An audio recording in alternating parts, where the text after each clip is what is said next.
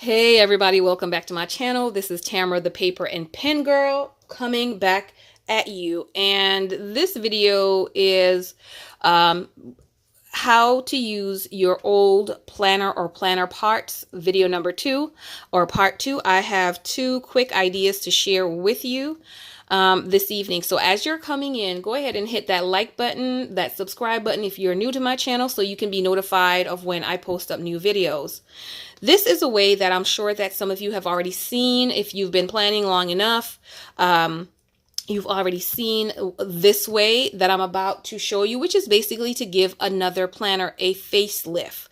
What do I mean by facelift? A facelift could mean many different things for many different people. For some people, you can only change the rings. For some people, you can only change out the covers. You could do covers and the rings as well on your planner, and that would be a facelift. I'm going to share with you real quickly how I've given one of my planners a facelift. This is the cover for the Trendsetter Classic Size Happy Planner, along with the beautiful pink discs that came on it. I love this cover and wanted to make sure that I was putting it to use instead of tossing it away. If you've seen one of my other videos, you know that I have recently taken out a lot of the pages that are in here in the Trendsetter and placed them inside of my classic size catch-all planner to make it more efficient for me. And so the only thing that I had left in this planner is the monthly calendar at a glance page and the dashboard for the next page that has a note page on the other side. And so that's it. That's all I had every single month left in this planner. Usually there's nothing much that you could do with those 2 inserts. You would just toss them away, and that's the end of the story. Keep your covers and your rings if you so choose to. But they have gotten a new lease on life, and I'm going to show you how. This is my I Am a Goal Slayer Goal Planner. I love this planner, as you all know. I need to do an updated video on this, but I had paused the work that I was doing associated with this planner just for a short while because it just frustrated me. And that's some renovation projects that had frustrated me a little. And I was just a bit stuck. So I paused this and was concentrating on the declutter, which I didn't need to update that often. So update video coming up soon on this with more details. So, if you watch the video where I share with you how I use this planner, you'll know I don't use the Monday, Tuesday, Wednesday, Thursday, Friday. It's basically a project planner where I plan out projects and steps that I need to take as well. It's recollections, which means it had a spiral bound system to it. So what I had to do was uncoil this planner, punch the holes with, cut off the spiral ends and punch the hole with the Mambi punch in order to get this in this happy planner. I absolutely love it. The pages are just a little different. You'll see it better when I turn over the next page. It is an undated planner as well, so it doesn't matter when I use it. It doesn't have a specific month or anything to that. And I'll share with you as soon as I flip the page that monthly calendar. So it's undated. And so being able to use these monthly pages from the Trendsetter is fantastic, because now I can use up these pages or these monthlies for the months that I'm doing some project work in, and then I can still have my other pages clear in case I actually don't use it. What do I mean? Okay, so here, for instance, I have the April dashboard. Then I have the April calendar with the tab that already has the April date on there. Okay, so that will have from January to December on there. I also have the monthly that is already dated for me, so I don't have to worry about dating this. I have notes that I can use in this section. When I go flip over, I have a checklist that I can use to be able to make additional notes on or check off certain things pertaining to the projects that I'm doing that month. This is the divider for the recollections planner. As you see the pages, that's the page differences between the recollections and the happy planner. Not that big of a difference, really, not to me. Not big enough anyway to cause a problem. So the divider is undated. We do have stickers to be able to put on that. The monthly is undated. The weekly pages are also undated. So it doesn't matter to me which month this is in because it's all undated and I can take it from one month to the other. So let's say, for instance, in April, where I have not used any of the pages that I'm at now, I can save this page for next month, for next year. So I can use this, take this, put it in the back, and this would be January's page and so forth. So I don't have to worry about this going to waste. Nothing in here will go to waste at all. So now I'm able to use the beauty that I love with all this extra space to be able to write on that I didn't have with this one.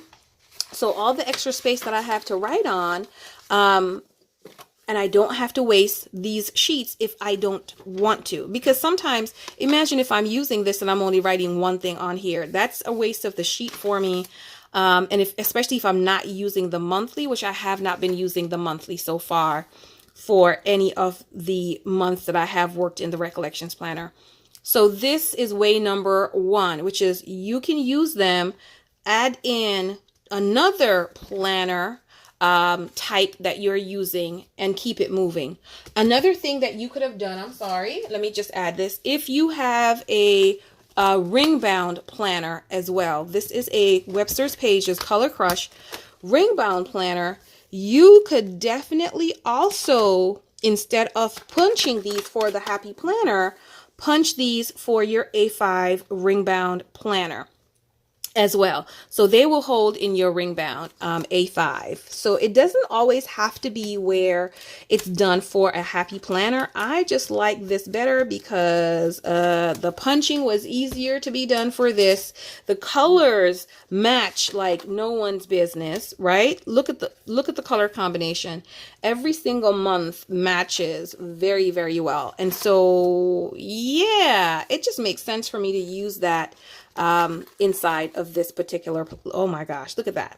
It just makes sense for me to use it inside of this particular planner. So that is way number 1, which is to give another planner a facelift. You can use if you're not using your certain happy planner supplies, or as you have just seen, a ring bound A5 planner. You could do the same thing with your ring bound. These ring bounds usually come with, you know, these undated pages as well. So you could even use those if you want, or take all of these out and just put that other planner page in there. So give it a facelift. So that's number 1. Number 2, way number 2 to be able to use your planner. Extra planner, old planners, outdated planners, planner parts that you have sitting at home. Leave me a message and let me know how many 2017, 2018 planner parts you have sitting at home and you're not doing anything with. So the last thing is another DIY, of course. This DIY was inspired by a need that I had to be able to come up with something that would work better for my Bible studies. Now, I have a planner that I take to work. It is to church. It is my faith planner that I purchased. And in that faith planner, I put my weekly lesson study because I need to take that with me to church. I am the Sabbath school superintendent, so I need to have that every week just in case one of our teachers doesn't show. I'm prepared to teach the lesson. Also for the week that I teach the lesson as well. So I need to have that there. Plus, I also need to have the weekly calendar or the monthly calendar rather. So all the events that are church related that I need to make sure that I have is on there. So everything church, sermon notes, everything is inside of that one for church and church activities. So I've got that, but I need one for my own personal studies that I'm doing apart from church. Or the weekly Bible study lessons. What I have found is that the horizontal planner pages, let me see if I can grab my planner real quick. Is that it? Yep. So what I have found is that the horizontal weekly pages are just not enough. This is not enough space for me. I need more space than that. And I've tried a big happy planner, and it's just still not enough space going to, it's not enough space. I need more. And there isn't a planner out there that I have seen that would give me the more space that I need. I have thought about using, here we go. I have thought about using regular pages like these, right? So I've thought about using something like this, but I don't like the way that this is bound to be able to use. And I think this might be a little bit more restricting and limiting for me. So that it just didn't work. So I thought of all the other planner supplies that I had. I did purchase this soft geos because, of course, purple is my favorite color. So the rings and the cover, today I choose joy. Yes, I do. What does this say? Like, today I choose joy.